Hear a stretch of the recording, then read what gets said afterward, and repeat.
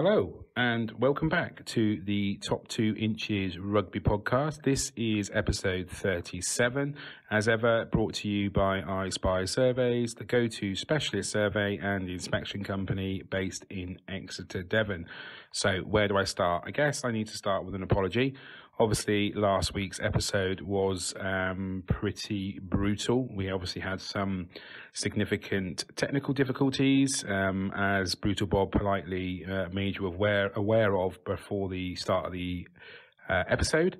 For the 10 people that I'm assuming listened to the whole thing, thank you for showing your commitment to the podcast. It is greatly appreciated.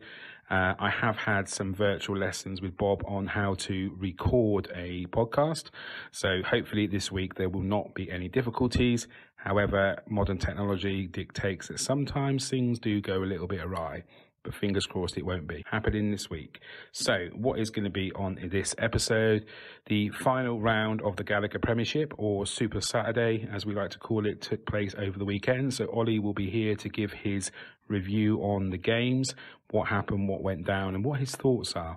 We'll also look ahead to the semi-finals, who's going to win, who's going to come out on top and get into the all-important final. We'll also check in on the fantasy rugby.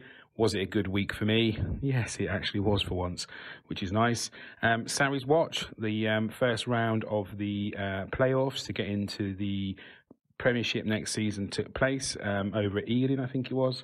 So we will tap into that result, and any news from in and around the game we will also report on.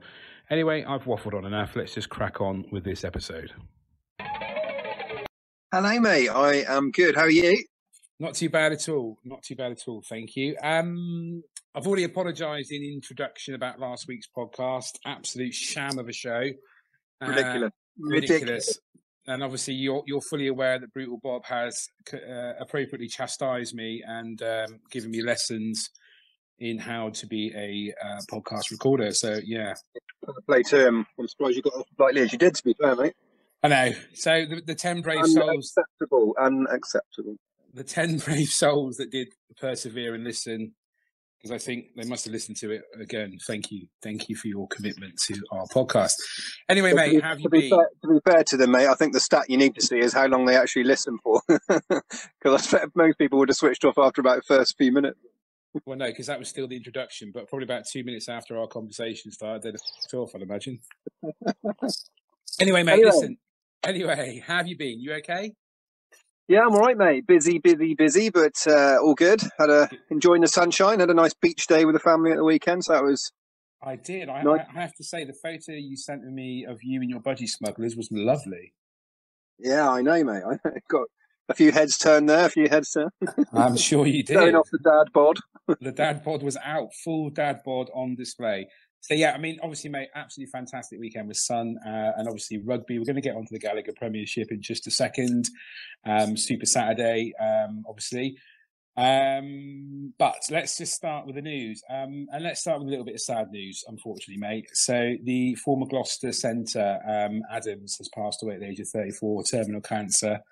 Was only diagnosed back in April. A massive shame for the sport and obviously all the fans and people that remember him in his playing days. And obviously our condolences go out to his family and friends. Massive shame. Very much. I hadn't actually heard that sad news, mate. But that's very sad. Apologies to drop that one on you, mate. But yeah, unfortunately. What else is there? London Irish fullback Tom Homer. He's retired. Has he? Hadn't heard that. Yeah, well, mate, you got to get into the BBC. I keep telling you. So he, 31-year-old, had agreed to move to French side Montalban. Oh my God, Montalban. Just say one of the French sides. Some French team in Pro Dirt, I think. But he's just decided to stop playing. He's played rugby for 13 years. Got some fantastic memories. Former England under-20 player. I think he's just had enough. 126 appearances for the Exiles over 2 spells with them. Obviously, he was a Bath player as well. Yeah, that's a bit of a surprise, especially quite a young age, isn't it, to call it a day? Yeah. Cracking on with it. Yeah, so he's sadly retired. Worcester transfer news have signed Hartbury wing Jack Johnson. Does he play Oh, guitar? okay. I think Worcester have been quite busy actually of late, haven't they? But Does he play guitar? Sorry, mate. As I said, does he play guitar? Do you think? Sings about Jack Johnson, you say? Coconuts and stuff. What is he called? Jack Johnson.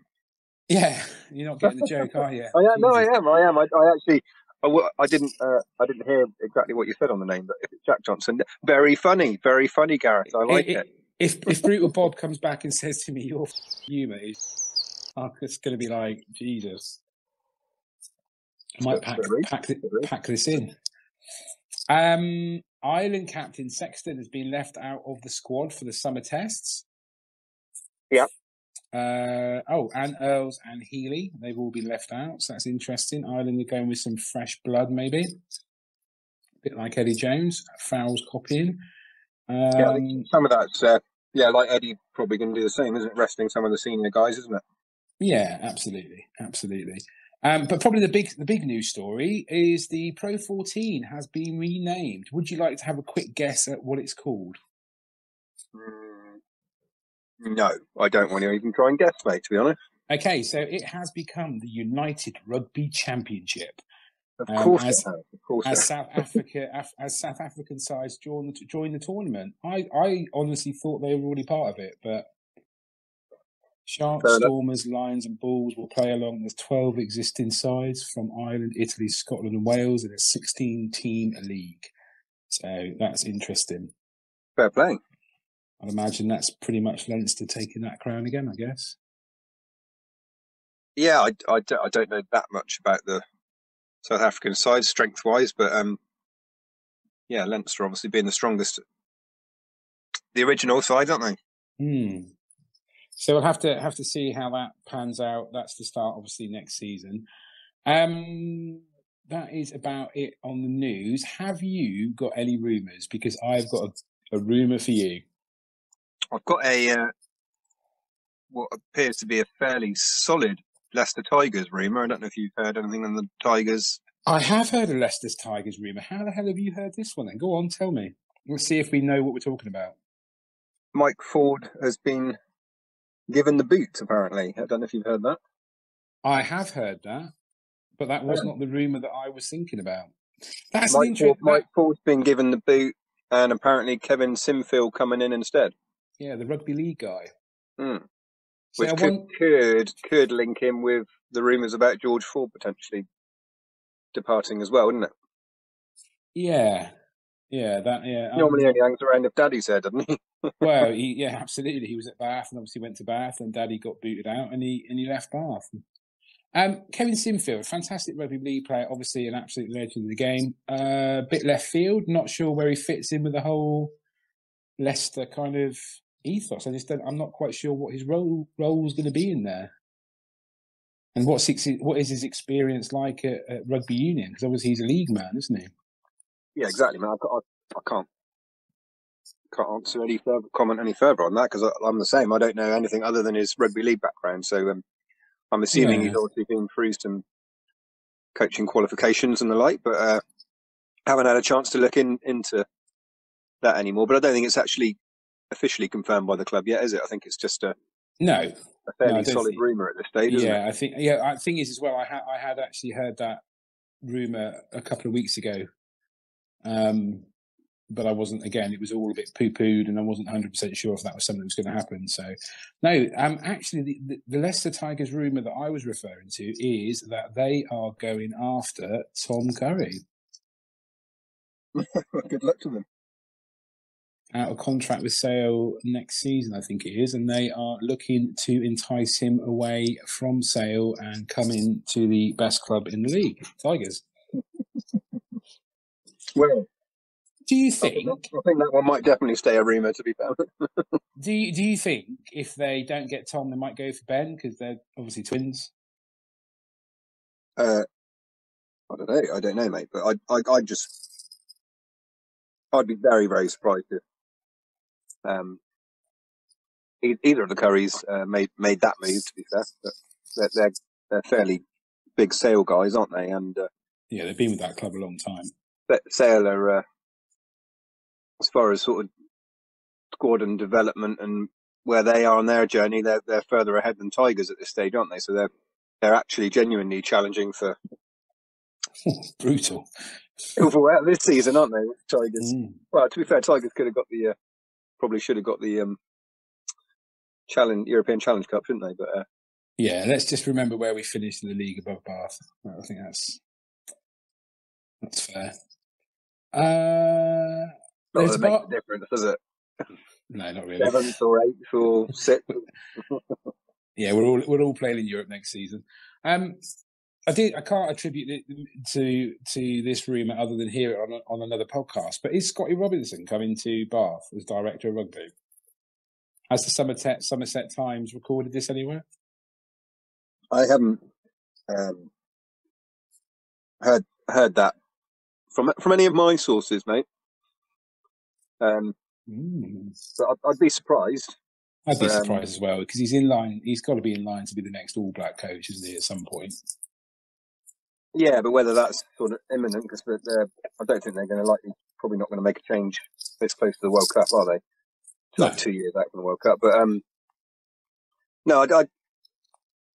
I mean, I'd never be surprised with anything at Bath, but I think, you know, said by a true fan there, mate. Hooper's building something there, and I'm pretty sure he's got the backing of the Bruce Craig and the like. But yeah, never say never. But I think they need a bit of coaching additions to the coaching setup. But I wouldn't say director of rugby. A defence coach would certainly be. Yeah, I think that's your main port of call, isn't it? Literally, defence coach. That's what you boys need. Not being disrespectful, but yeah. No, it is. There's no specialist defence coach in the clubs, and it's certainly changed this season, isn't it? But yeah, no, I'd agree on that one. Hopefully, the attack's been changed, isn't it? With Williams coming in, Dempsey leaving, and obviously Danny Sips will be having a big influence on that as well. But God, you're hanging your hat on Danny Cipriani, aren't you? Well, we're going to win the league with him next season, mate. So good decision. Absolutely, I'm putting my money on Bath again this season. Let's just park the news. Sarries Watch. So obviously on Sunday, it was the kind of playoff games, two-leg playoff games between Sarries and Ealing. It was at Ealing. Saracens went full bore for this one. All the lads were out. Good was at fullback. Lewington, Daly, Tompkins, Maitland, Farrell, an all-international, near enough an all-international back line. Pretty much an all-international pack. Take a guess at what the score was if you hadn't heard. Me? Yeah. Well, I have heard, mate. It was 60-0. 60-0, wasn't it? Yeah. So, yeah. I mean, yeah. Expected? Unexpected? Well, I don't know. Shocked, but not shocked, I suppose. But probably nil is a bit of a shock. But yeah, I'd agree. I think a dominant and really conclusive win is no surprise, because there is just a huge gap, isn't it? I mean, Sarries' squad is like ridiculous, top of the Prem, if not top of Europe, as far as their strength and depth, isn't it? And Ealing are top of the Championship. And if they came into the Prem, they'd you know, in reality, with the squad they've got, they'd be struggling to stay up, wouldn't they? But well, they'd at least be giving Worcester a bit of a push for them, I mean. Yeah, but do you know what I mean? They'd be fighting out that relegation battle, wouldn't they? But yeah.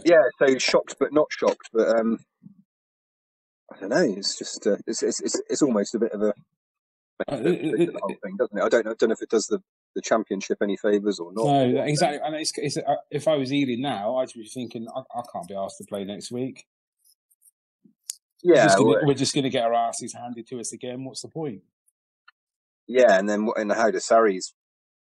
Do they rest their Lions guys and all the rest of it, or do they just go full goo again? Isn't it? But I think it'd be a bit risky to. I would imagine they would go full ball again, at least for the first half, and then take off those guys, just to play it safe, because you never know, mate. Do you? A few red cards and it could all change. I think just the way Sarries, how clinical they were in that, they did not give up. They could quite easily, when you go sort of 30, 40 points ahead, just take the foot off the gap, but they didn't. It was proper Sarries not giving an inch in any way, regardless of the scoreline, wasn't it? And well, it was ruthless, wasn't it? Yeah, and exactly, ruthless. Yeah, and I think because they've done that in the first leg, I reckon they'll just go exactly the same in the second leg and look to, because it's almost just proving a point, isn't it? Like saying this is just ridiculous. You've just, for us coming down into this competition, we've just completely wiped the slate with everyone, sort of thing. I know they have had a couple of slip ups, but Pirates being the big one, wasn't it? But yeah, absolutely. But yeah, I just think that's the mentality, isn't it? That it's just a prove a point type of mentality, isn't it? And it is a bit of a mockery, really, isn't it? I think all those anti-Sarries people, it was probably always going to end this way, wasn't it? If you put them down there, they're going to come straight back up in a dominant way, aren't they? But yeah, absolutely. But anyway, that's a side issue, isn't it? Just out of interest, are you typing at the moment? No, I'm not. Okay, I could. I could hear it sounded like you were tapping. I was just thinking, Jesus, we've got even more technical problems. But no, don't worry, forget that. It may be just me. So Gallagher Premiership final weekend. Sadly, again, games called off. The Bristol London Irish one was called off because of COVID. Because of COVID, that was a bit on the last minute job. I think that one. You text me halfway through the day, if I remember, saying the game's off. Gloucester and obviously Worcester, the West Country-esque. Is it West? No, it's not West Country, is it? Midlands? West Country? I don't know. Derby between Worcester and Gloucester, if it is a derby, that was also called off. So we dropped down the Super Saturday term from 6 games down to 4 games. But to be fair, we were treated to some absolute classical games, some high-scoring games, and some games that were just pure, unadulterated violence and power and hurt and brutality. Yeah. So where should we start? Should we start with your boys? Because I have to say, I really enjoyed the Bath game. I thought Bath were really good. I was a little bit apprehensive again because they kind of got that lead again. They started quite well, got some tries on the board. I think they got 2 quite early tries through Underhill and Falatau. And then they kind of went off the boil a bit. Northampton came back in. Norivaro was a bit of a menace for them. He picked up a couple of tries. Hutchinson scored a really lovely try again. But Bath sort of stuck to the task, and it was very much, a nail biter right till the end, until when in the red, Bayliss, the ball was secured, and Bayliss, how the hell he, at that point, ran rapid as fast as he did away from the chasing Northampton boys. That kid, bloody hell, for a back row. He's not English, is he? He's been selected for the Scotland team, isn't he? Yeah, I believe he has, hasn't he? Yeah, what a loss. I mean, that try was just bloody brilliant. What a way to end the kind of game at the Rec, in the sun, in the fans back in. Bonus point try as well, wasn't it? Yeah, and obviously securing you boys Heineken Cup rugby next season. But I do think, again, I don't want to just go into it again, but yeah, to concede 24 points again, need to kind of get that defence shored up, don't they? Yeah, yeah, totally. I mean, it was like you say, it was especially for the neutral, cracking game of rugby, wasn't it? Some great rugby and some good tries by both sides. I think, in particular, like you said, the Bayliss try was unbelievable, wasn't it? Just to leave backs for dead like he did, wasn't it, to score that one? Yeah, absolutely. And also I thought the Falatau try was superb. Anthony Watson's break was just unbelievable. Yeah, it was lovely. And his final offload pass to Falatau as well that was a great try. But again, it depends what cap you got on it, isn't it? Negative anti-Bath or just positive good rugby. At the end of the day, a win's a win, isn't it? That could quite easily, the way Bath season's gone, have been a defeat. Northampton have stuttered a bit over the last few rounds on consistency, but they're a dangerous side when they come and play, aren't they? Especially in absolutely. The back. All I'm taking from it is it's positive to end the season on a win and a good game of rugby in the sun to finish it off at the Rec, isn't it? But absolutely, which I think is something you asked for last week on the ill-fated rugby podcast from hell. episode. So let's move on. Top of the table clash. Sale took the long journey down from Manchester. Is that where Sale is? Yes, it is. All the way down to Chiefs. And Sale rocked up. They literally came out of the blocks fighting and really gave Exeter a close call. 14-3 Sale were up at half-time, scored 2 fantastic tries. I mean, scored within the first 5 minutes. McGuigan's try. They just looked ruthless, didn't they? And sheer brutality. And I think they really did have Exeter's cards marked. And it wasn't kind of until Sam Skinner's red card in the 54th minute that Exeter kind of seemed to start playing, really. Yeah. Thoughts? Similar, really, mate. Hats off to Sanderson and Sale. It was a fantastic effort, wasn't it? They definitely went 110% at Exeter, didn't they? But yeah, just that, like you say, Chiefs, negative for Chiefs is, again, they haven't started well first half and gone behind, and they were, what was it, Skinner went off about 53, 54 minutes or something, weren't they? They were 18-3 down, weren't they? Yeah. So the positive, and the worry for everyone else, is they're down a man and came back from 18-3 down to win it, isn't it? Which is just unbelievable, isn't it? With basically a quarter of the game to go. But just to turn the game that much, that just shows what belief and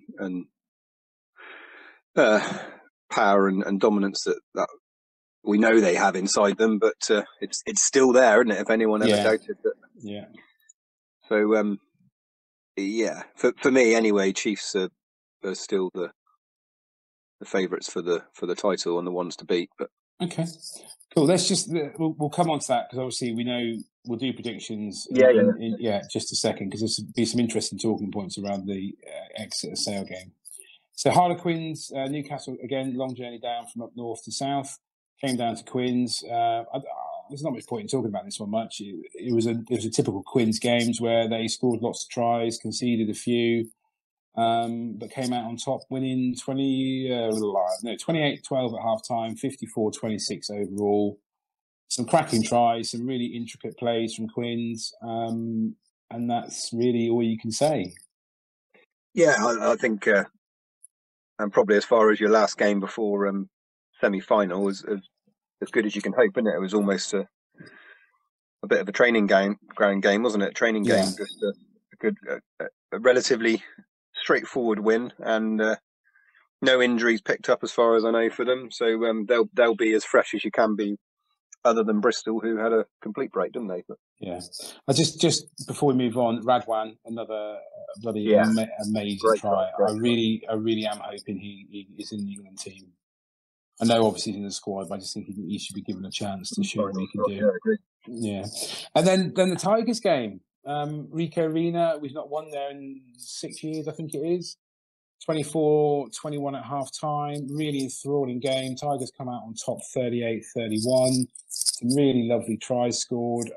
Dan Cole got on the score sheet. I think that's his second try in his entire Leicester career. Defensively, I was going to say defensively, Tigers look good, but that's a bit silly to say that when they let in 31 points. They let in more than Bath, didn't they? Yeah, but they, it was another really good game in the sun. It was just fun end of season. Both teams securing Heineken Rugby next season. Finish on a win. Finish on a win. Good result. Keep the confidence going and review kind of how the season's progressed, I guess. Yeah. Agree, mate. Good win for Tigers. It was a close game, wasn't it? It was a good contested game, and they came out on top. That's a point to take away, isn't it? Yes, absolutely. Yeah. Okay, so let's move on to next weekend's semi-final playoffs. So we know the teams. We know it's 1 o'clock kickoff. Harlequins travel to Ashton Gate. What are you thinking, mate? Excuse me, I'm just finishing my lunch as we do. That's all right, professional. I love it. Yeah, time's a bit short this week, mate. But semi-final's a semi-final, isn't it? For both of them. So Quins have been fantastic. Played some fantastic rugby, arguably some of the best attacking rugby out of anyone, certainly in the second half of this season. And I think if they pull out their A game and maintain it for 80 minutes, then they can beat anyone on their day. But, and the big but is, I just can't see them doing it against Bristol this weekend. I think the rest for Bristol is going to be a last-minute extra positive for them because they've just had, with the rest, everyone's legs ready for the semi-final. But I just think they're going to have too much class and power for Harlequins. So for me, it's the end of Quinn's very good season and a Bristol win into the final. Okay, cool. Happy days. Well, I'm going to totally disagree with you on that one. I think Quins are planned to get Bristol. I think they wanted Bristol, and I genuinely believe they are going to go to Ashton Gate and they are going to topple Bristol. I think it's going to be a really high-scoring game. I ain't going to deny that. I think Quins, like Bath, need to work on the defence, but I just think that Quins they're going to have something up their sleeves, and I think they're going to have Bristol's number on this one. And I think they're going to get into the final. Okay, so it's a Harlequins for me. Okay, I totally understand where you're coming from on that, but I personally, I just think Pat Lambs will also have things up his sleeve, and will counter and probably. I think they'll just the power play. Their power play is better than Quinn's, so I just think it'll be a dominance game. And if you go head to head on a running rugby game, yes, Quinn's could come out, but Bristol aren't exactly shabby in playing open running rugby, are they? And no, I agree. They've been doing it all season, haven't they? I agree, but I just got this feeling. Cool. Got this feeling. Cool. I think we might disagree on the next one as well. I think we're going to, mate. I think you're going to probably say Chiefs to take it, and I think Sale to win it. But I am going to caveat with the fact that obviously got quite a few injuries for Sale. Availability is Sale lost Van der Merwe. Obviously, I don't think McGinty's going to be playing. I think Tom Curry has a bit of a knock. But then you look at the fact that Exeter Chiefs will be without Sam Skinner. Dave Ewers has been cited, so they could potentially be without Ewers. Yeah. So I think it kind of balances itself out. And I think Sanderson has kind of got the making now of what needs to be done to win down at Sandy Park. And I just think Sale are going to do it. And I think it's going to be Sale in the final with Harlequins. Okay. I wouldn't be massively surprised if Sale did do it. Obviously, with it being running so close this last weekend, but and seeing how close they did come to doing it. But I just it's Chiefs. It's Chiefs. They're at the stage of the season that they know better than anyone, and I feel a bit with Sale, although fantastic. You can't take anything away from the performance. It's like I think Sanderson is further ahead with his experience and belief than maybe the squad is, if that makes sense. Yeah, it makes sense. So he's still got a way to get the squad there, if you know what I mean. But but it is like you say, the people who potentially missing. I think Vermeulen's still out for Chiefs, isn't he? Sam Skinner obviously now. Although John Gray, I think, back, isn't he? But Janus Christensen. Is it Janus Christensen? Yeah, he might be out as well. He might be out as well, and that's 4 big old boys, mate. Yeah. But they've always got big guys to come in instead. But Jack Nowell, I think, might be available for either starting or bench as well. So he makes a big impact on the side as well. For me, it's Sale's big one is McGinty. If he's not available, I'd agree. That's a huge blow for them. I think that would change the dynamics of how they play. I think they might go back to playing more off Faf if Dupree comes in at fly half, and you might see Faf running the show a bit more, I guess. which is potentially playing into Chiefs' hands a bit more, isn't it? Because I can see that. I don't know, mate. I just got this feeling that Sale are going to do it and they're going to take it, and it's going to be a really. I think whatever happens, both games are going to be fantastic, and it's going to be captivating viewing. Both teed up for a fantastic couple of semi-finals, isn't it? Yeah, totally agree. All right, buddy. Well, let's leave that one there. I mean, I don't suppose you want to touch on the fantasy rugby this week, do you? Considering I done you by 100 points. Well, it's the first time ever, isn't it, mate? I think I literally saw a pig fly over on Sunday morning. So what happened there? I don't know. Well, your Sam Skinner red card didn't help. He dropped you quite a few. Yeah, true. I think I just got lucky, mate, really. Danny Kerr got me over 100 points because he was my captain. Got a couple of tries, didn't he? Yeah. So, too little, too late, though, like last week. Oh, mate, way too little, too late. Still 700 or more behind, isn't it? Or something? Are you, just one quick question just before we finish up. Are you at the Chiefs game on Saturday? Oh, no, didn't get tickets, mate. There's a bit of no. I don't really know what went on with the ticket sales, but it's obviously high demand, isn't it? They go as soon as they go live, but no, unfortunately, no. That would have been a shame. I'd have rang you at half time for a mid-match update we could have put on next week's podcast. Anyway. Yeah, it would have been pretty cool, mate. That would have been good. All right, buddy. Well, listen, I'll let you crack on. I'll go to the Bristol Chiefs final instead, mate. Get me a ticket then. Anyway, let's leave it there, and we'll catch up again next week. Okay, mate. Thank you very much. Speak to you next week. See you soon, buddy. Take care.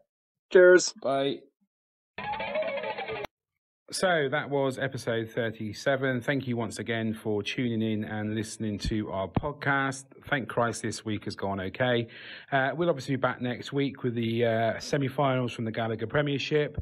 We'll also check in again with Sarries Watch and just have a little look at the news from in and around the game of rugby. Obviously, we are available on all major platforms such as Spotify, Anchor, Apple Podcast, and YouTube. We are on Twitter at Top 2 Inches RP and on Instagram. So go over there, give us a follow, give us a like, check out our sites for context. And yeah, we'll be back again next week.